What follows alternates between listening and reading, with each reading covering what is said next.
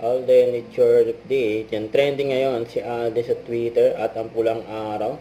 Ay, marami na nag-aabang sa Kapuso Fans Day ni Alden Richard sa Gaisano Mall of Toril.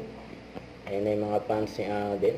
Nakaantabay na sa pagdating ni Alden sa kanyang Kapuso Fans Day Mall Show. And pang-post ng The Japanese Tunnel, and Alden Richard in the house to experience the treasure of life and history of Japanese Tunnel. And nag-alam minero pa nga si Alden, may hawak pang makalumang baril. Nilibot niya yung pinagtataguan ng mga Hapon na sundalo. Ayun, napunta pa nga siya sa staff room. Ayun, nakulong pa nga si Alden.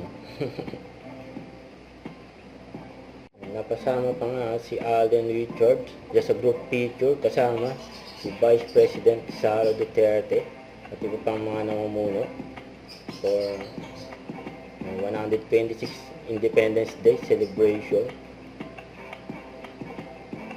BP Sara Duterte.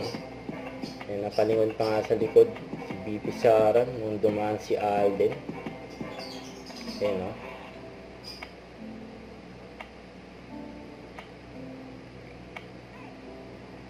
Ayan pa yung mga nakatsika ni Alden sa event sa Davao City, araw ng kalayaan. Huwag kalimutan mag-subscribe, click ang notification bell for more update. Ito po ang Richard Reaction Vlog. Bye guys, thank you for watching.